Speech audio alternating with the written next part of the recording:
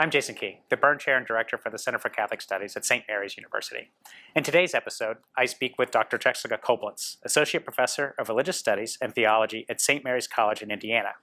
She was here as part of the Escobedo St. John's Bible Lecture Series, and her lecture drew from her award-winning book, Dust in the Blood, A Theology of Life with Depression. We talked about her educational background, how she became interested in studying mental health issues, and the future of teaching and learning in Catholic colleges and universities. Welcome to Beyond the Lecture. Thanks, Jessica, for being here in Beyond the Lecture. So I wanted to start off with the way I start off all of these conversations with sort of how you got into theology. People get in there from a variety of different ways, so I always find it an interesting question. So how did you end up in theology? Well, whenever I answer this question, I can't help but start from my childhood. I grew up in the Seattle area in a Catholic family, but a Catholic family that didn't incorporate much of our faith into life outside of maybe Mass on Sunday. That combined with living in a relatively kind of secular city with people from lots of different faith traditions, if any at all, I didn't have an especially strong impetus from my community to be interested in something like theology. I also went to public school, so I didn't study theology until I got to college. By the time I got to college, which happened to be at a Catholic university, Santa Clara University in California, I knew that I was interested in religion. I sort of, in some ways, despite my surroundings, always felt a really strong connection to God. I was just one of those kids who felt that from an early age, and I was intrigued by friends who were part of religious communities where they were encouraged to, read books about scripture or spirituality, which was not a part of my kind of parish life as a Catholic growing up. So I was intrigued by this idea that one's intellectual life could be a part of one's spirituality, one's sense of God in the world. But it wasn't until my first quarter of college, when I found myself in a required theology class, that I had the opportunity to see what that actually looked like. And from the moment I set foot in class, I was just captivated. I felt like theology gave me sort of an avenue into a much broader, diverse vision of the church than what I encountered in my little corner of the world growing up. It was a place where there was disagreement, debate, creativity, and I just thought, like, oh my gosh, we can talk about the questions that matter most in life, that are really at the heart of people's sense of identity and community and meaning, and we can do it in a way that brings people in and actually appreciates difference. I didn't know it was possible, and I was hooked immediately. And so from then on, I thought I'm gonna be a religious studies major. I hadn't met a professor before college as well, so I didn't have this idea immediately that becoming a professor of theology was what's in store. But I was fortunate to have mentors who saw the energy and excitement I had for theology and saw that I enjoyed things like writing. I love talking to other people about the subject material, and they kind of said, like, hey, that's really what being a professor is all about. Maybe think about this. And so pretty early on in college, I thought, oh, maybe that's for me. And I in college and after college tried my hand at some pastoral ministry, which has always been really important to me too. But even that experience solidified, it's the academic life, I think, that is the way that I want to serve God in the church primarily. And so that's what got me here. It's still sticking. That's really interesting, because I had the same, like, we had a really nice sort of church community growing up, but not really, like, it wasn't a robust education program. I remember seeing friends that had like these huge youth groups, and ours had like 3 kids. Yes. They were nice, and we were all friendly. And then and it was college like that. That intellectual piece was something about that was sort of intellectual. My first paper in college, it was on religion, was the Old Testament. We had to do the passage on Abraham and about Abraham and circumcision, and he had to exegete it. And I remember writing it. Oh, he's afraid because I was reading the text, but it's this passage just loaded with all of this other sort of theology, and so everybody else was putting those pieces in, and then they were talking about the paper. I thought, oh, I just totally botched this because I didn't know anything. And he's like, no, you did this well. This is exactly what I was hoping for. It's like, oh, and that was it. Like the intellectual piece sort of took off. Yeah, it's funny that you remember a paper. I had a paper like that too. It was like, was Jesus married? It was a historical Jesus class, and I remember sitting in the basement of the library being like, oh my gosh, I want to know, and reading all these different perspectives. And that's great. Yeah, the ability to kind of take all that information and wisdom in, and then try and stake a claim and use evidence to support it. There was something thrilling about that. Do you remember how you came down? I concluded that he was not married based on the historical evidence. This was at the moment of the Da Vinci Code. Oh yeah. So this was like a live question in pop culture. It's always fun though when you see those connections. Exactly. But I mean, I think about papers like that now as a professor, because I'm like, how do I create that paper that's going to stick with a student so many years later? It's amazing, It's really sort of. Did you have any teachers at Santa Clara that stuck out to you? Oh, I was so lucky to be there at a time where I had many, many wonderful mentors. Michael Buckley and Paul Crowley, two really wonderful Jesuits, were there, and studied Rahner with a group of us across several different quarters. That was a fabulous experience. Tom Bedoin was there when I was there in practical theology, and so it was great to be introduced very early in my education to like kind of great, dense systematic theology, but also people who were thinking about practice really seriously.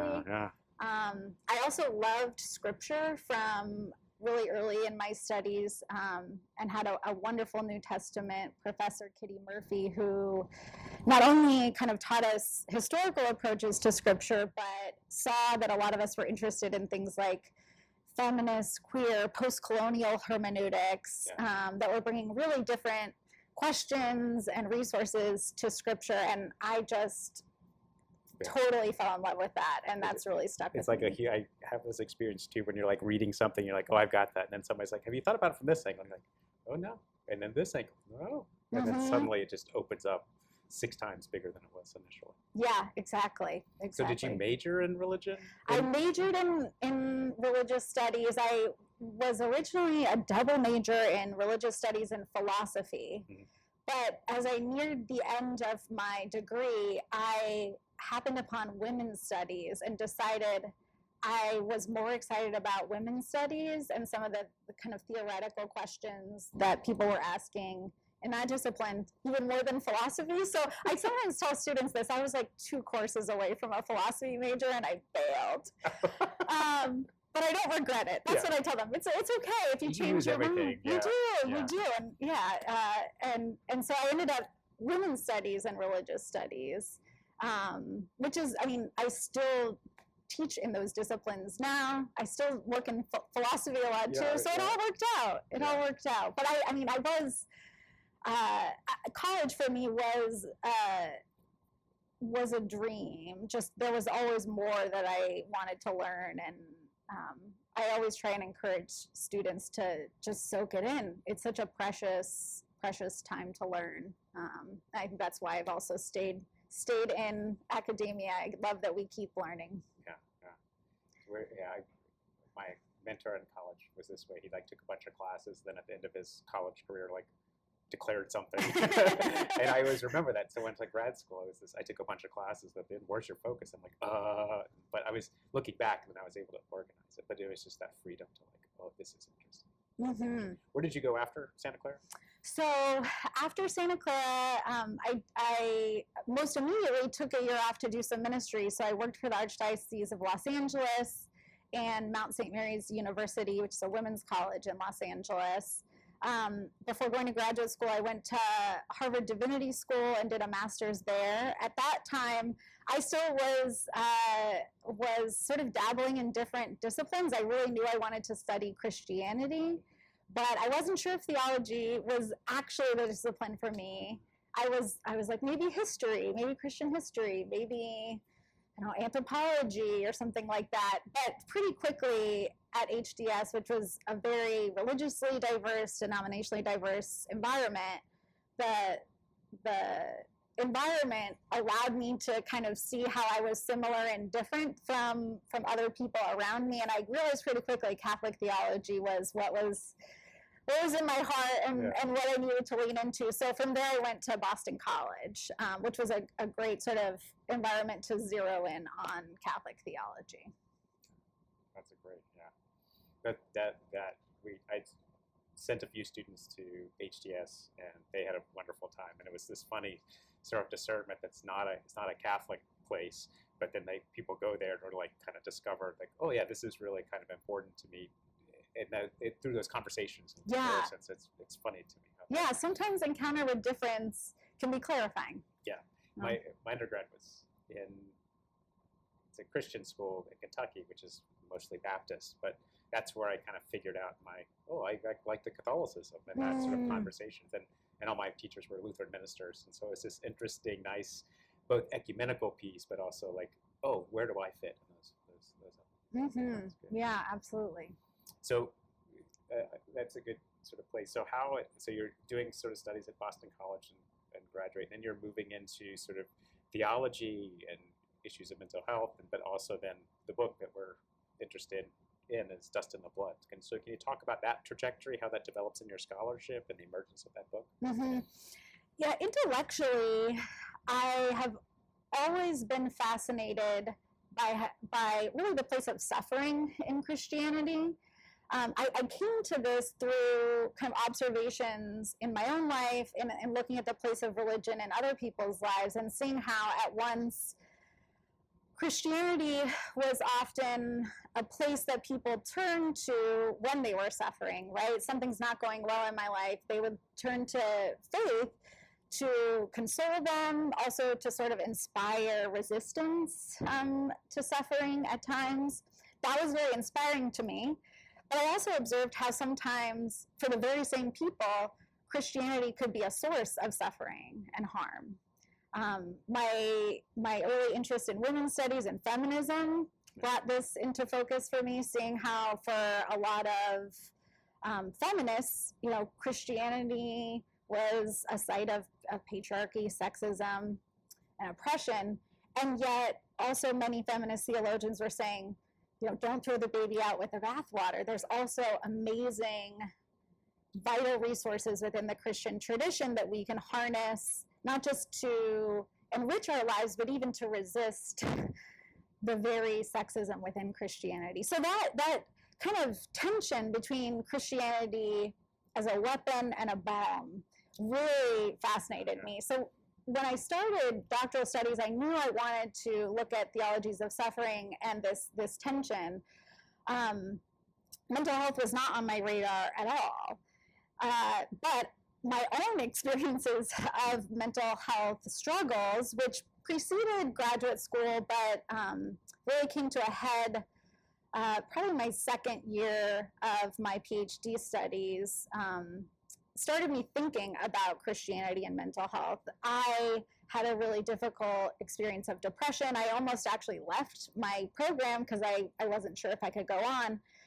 Fortunately, I did get some help and was able to recover and continue with my studies. And I was struck at the time that I was kind of coming back into theology, that I had been studying Christianity for many years at that point. I had been studying theologies of suffering in particular, and yet I had never once encountered anything in the literature on depression or really any other kind of clinical mental health condition. And that struck me as strange. I mean, it was one of those experiences where I was like, surely this cannot be the case. Surely there's... Keep looking, gotta find it. But I couldn't really find much. And so I went to my really wonderful dissertation director, Sean Copeland, herself, a preeminent scholar of theologies of suffering in the tradition. And I said, what about a theology of depression? What if I actually focused my dissertation work on this topic? And I was fortunate that she recognized that this was a really important form of suffering that has been underaddressed in the tradition. And she encouraged me to go for it. And so it made for a really challenging and exciting dissertation experience. On one hand, I was able to sort of tackle a subject that I was personally invested in, that I really felt convinced that we needed more theological work on. At the same time, I didn't have a lot of models of how to do it. And so I did my best. I got through the dissertation, and after I completed my dissertation, I kind of took a step back, and in conversation with other mentors and colleagues in the field, I sort of asked myself again, like, all right, am I done with depression? Am I done with this dissertation, this project? And what I kind of concluded was that I wasn't done with depression. I wanted to keep writing about this, but I maybe wanted to make a different kind of argument than I did in the dissertation. So I took some time to really think about that project and the direction I wanted to take it. And after a few years of seriously reworking things, dust in the blood, this book was the result. Yeah, the dissertation, the genre of the dissertation is usually pretty constraining. And then it's almost discouraging to do constructive work, like something new. They're like, tell me what everybody else has said, show me what everybody else has said.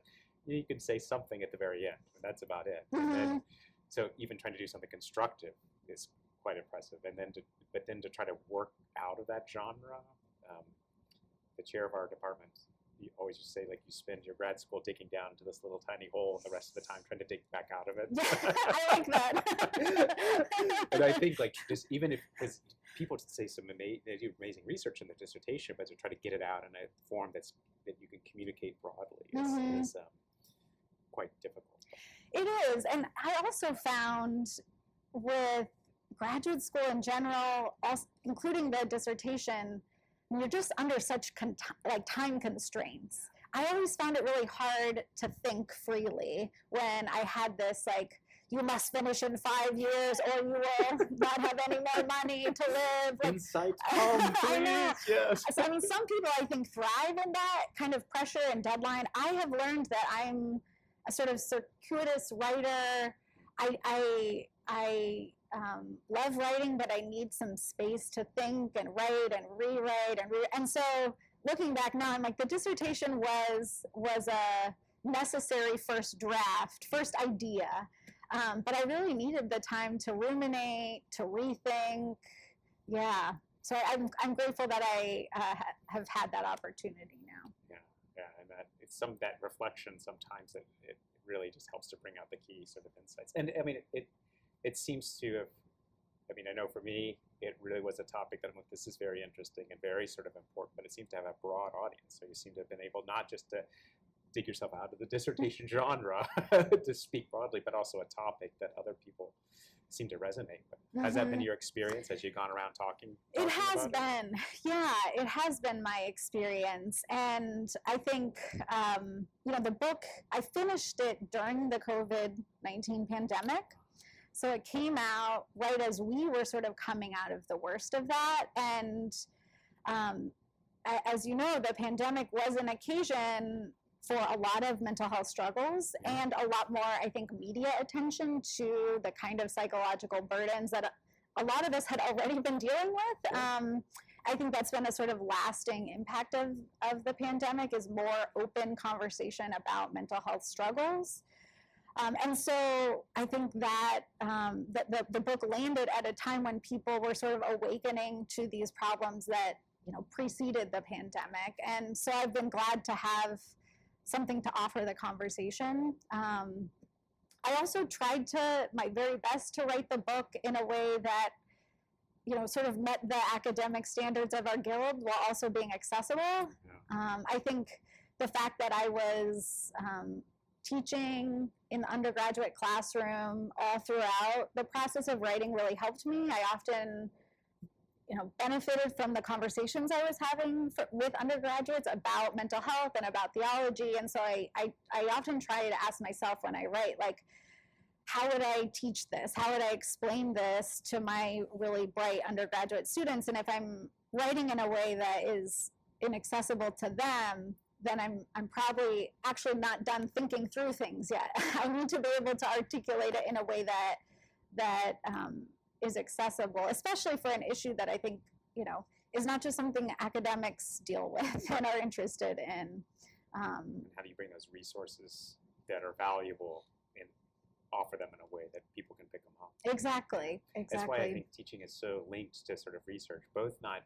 It's, for me at least, it's both like, how do you communicate? Like, it's to smart people, but that aren't like trained in the particular language of the guild, but are intelligent and have, can read things. But also, like, what are the questions are they asking? What are their issues that they're sort of dealing with? Yes. And that's sometimes different than what you can get caught up in your sort of research. Yes, yeah, that's right. Yeah, I mean, I love theologians. I love being a professor, but I also think of theology as a discipline for the church. And so if people outside of academic theology can't connect with what we're doing, then I think that I'm doing something wrong as a theologian if I'm overlooking that connection. I come from that piece too. I remember just discovering the Catholic tradition, even though I was a lifelong Catholic, and I was like, why did I not have access to this? And then also seeing it in other people, like resources or people or thoughts or all of these sort of wonderful things I thought that people could benefit from, but they just didn't have access to them. Yes. And I don't know. I've always been sort of at the back of my mind thinking about that. And there's a proper place for those, like, inter-guild essays to refine a point, which I love, but like even those, I try to think of those in terms of like, this is a piece, but it really is a part of a broader sort of perspective. Yes. Yeah, absolutely. I invited you here too. Part of our lecture series is, and was thinking about it for a while, is to thinking about each semester I try to do sort of a theme, and this theme was sort of human flourishing. And part of it was like, everything seems challenging these days. Yes. Just name something and it seems challenging. And so in that question, how do we think about human flourishing? How do we sort of think constructively about it? So that's one of the reasons why I wanted to invite you, because your theology, I felt, was both not just about what depression is, but also how do we sort of think about it? How is it sort of constructive? And sort of what tools that are there. So now the question is like, how do you see that connection between your own sort of work in this and sort of human flourishing sort of broadly understood? Yeah, it's a great, and I think I agree, a timely question. Working on depression has helped me think a lot about flourishing. One of the things that intrigued me and challenged me very early on in my studies of depression was how, for many people, it is a persistent condition. Lots of people who experience depression kind of go through cycles where they'll have a really acute episode, really challenging. They will find treatment that helps them kind of mitigate their depression. It may even go away, but often it comes back for people at different points in life. And that's certainly been my experience of it. That means that unlike some other forms of suffering,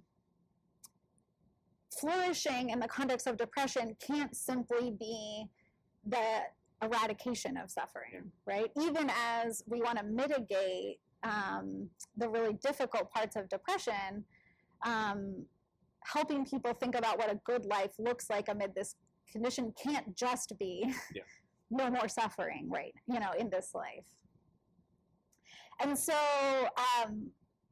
I've learned a lot by reading the narratives of depression sufferers who are talking about how their experiences of suffering have helped them reimagine what a good life looks like.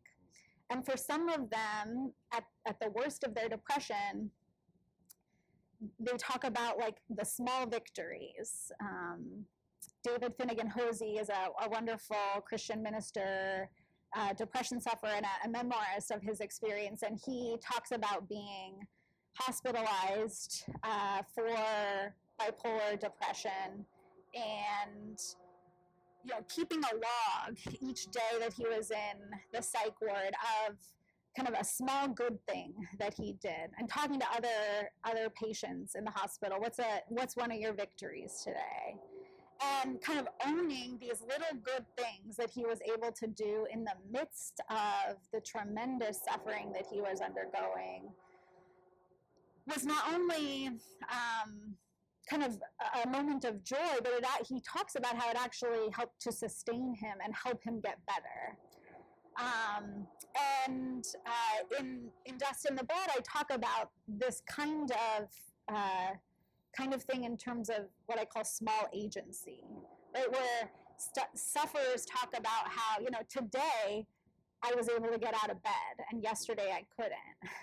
Under other circumstances, when they're not depressed, they may totally take the fact of getting out of bed for granted. But it was almost revelatory to be able to do that for them that day because they couldn't. So this sort of emergence of new possibilities for agency, sometimes little hopes that they're able to access that they weren't before, even connections with other people that they weren't, take on tremendous meaning and significance for people sometimes when they're amidst this depressive suffering in a way that those of us outside of that state would overlook almost. And so it's forced me to really think about how context is really important when we're talking about flourishing. Flourishing for a person undergoing depression may look very different than somebody else who has full access to the things that depression sufferers don't. And I know, as somebody who has experienced depression, but also has been connected to so many other people who are going through this, it's helped me kind of think about the small goodness of life now that I'm doing better. Flourishing is, I still have this sort of grand eschatological vision of a life without suffering, of union with God, where everything's blissful. But in the meantime, I think I've come to appreciate a much more grounded, humble vision of flourishing that I don't think I would have been attuned to were it not for paying attention to the insights of depression sufferers. It's just wonderful, and it made me think about 6 or 7 different connections, and one is that I did some work on children and environmentalism, and one of the things that when they hear how bad everything is, they tend to shut down. Mm-hmm. And one of the key pieces to kind of mitigating that is small actions they can take, even if it's something like, oh, you can put stuff in recycling, or you can sort of do those things. That those small kind of victories and agency seems to be key to sort of staving off a kind of apathy, or the term that was used was ecophobia, where it seemed to be kind of so overwhelming, and that seems so key. It also made me think too about academia, where we have all of these wonderful things, and yet somehow it's never enough. And I think status oftentimes seeps into our thinking, and so it's not enough.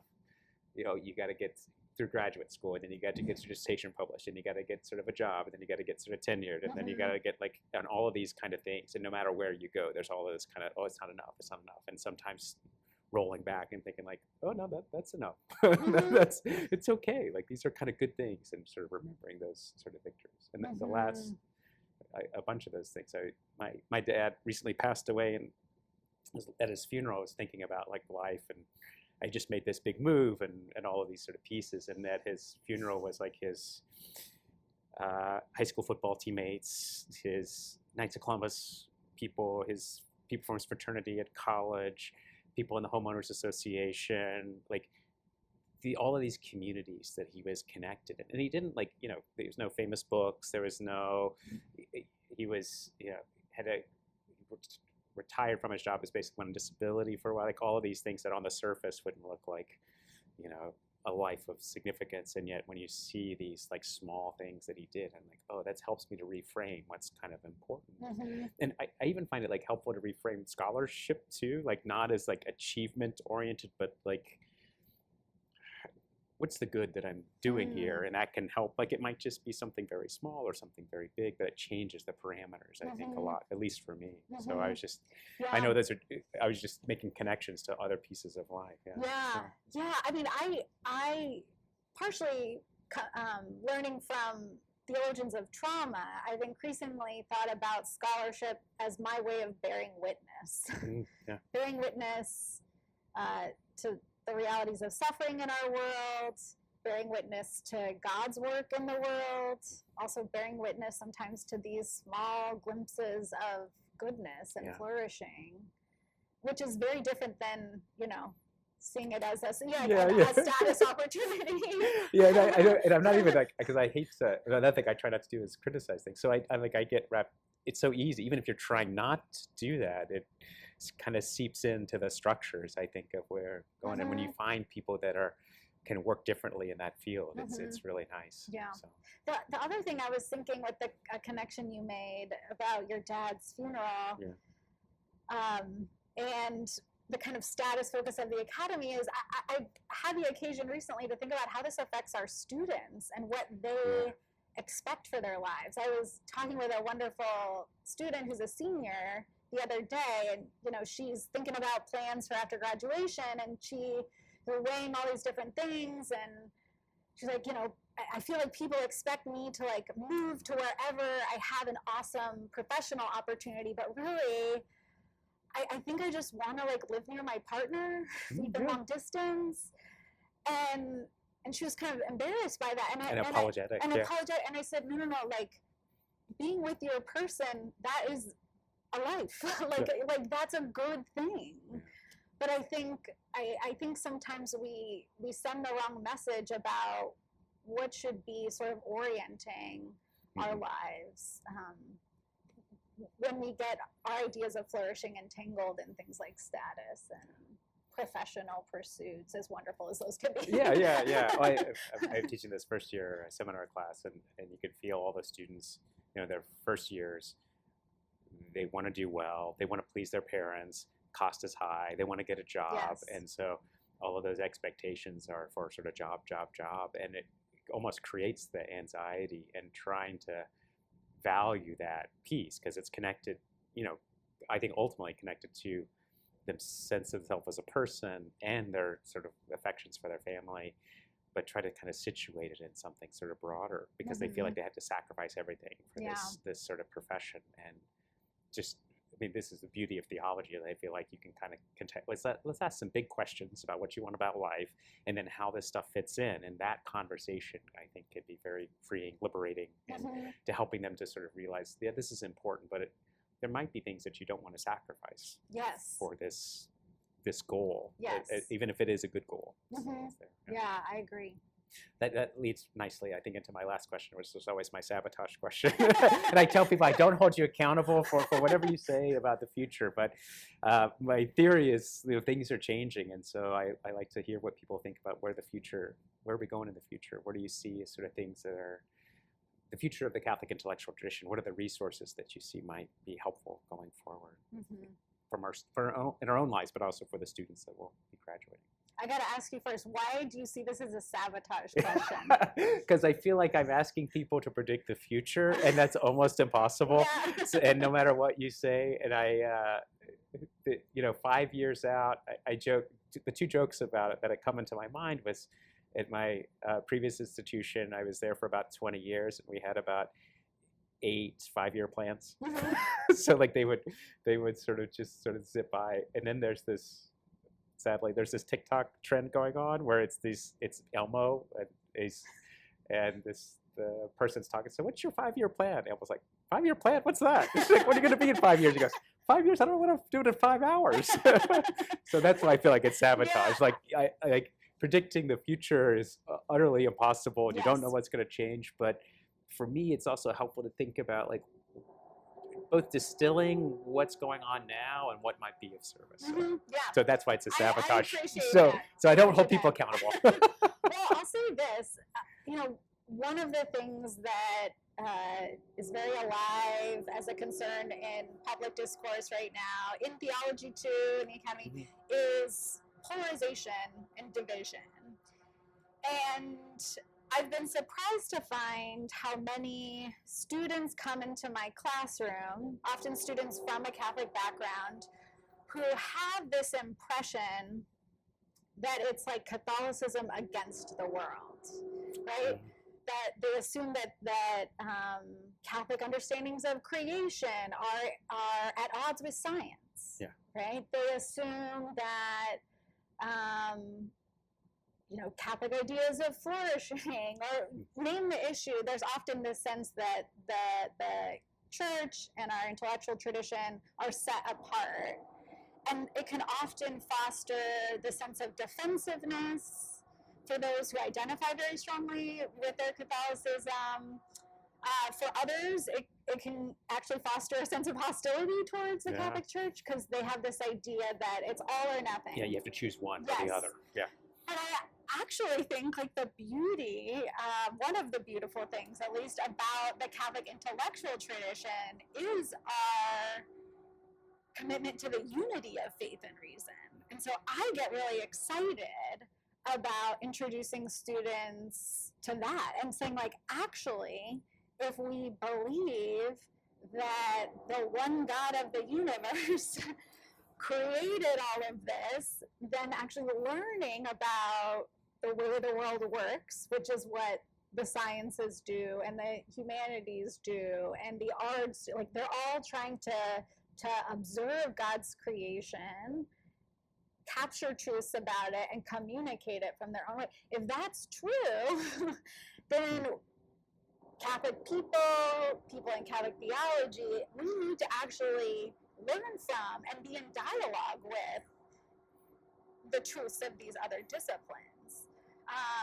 So that, to me, provides a really wonderful alternative to the defensiveness or the antagonism that some students, I think, come in with, that I think actually is much more of a reflection, yes, of some corners of our church, but also this broader cultural phenomena that everybody is against everybody. Yeah. And I think at its best, the Catholic intellectual tradition gives us a reason to be curious rather than defensive.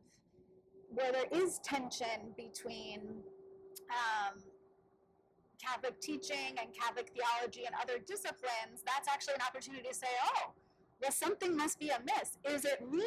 Yeah. Or is it you? Can we work together actually to figure out where we disagree, where there actually might be harmonious insights that we can build on? Like that to me is a disposition that our world really needs, and that actually I see a lot of students hungry for. I think another beautiful thing about the Catholic intellectual tradition too is that it connects us to a community of people who've been thinking about a lot of the life's most pressing questions for 2,000 years.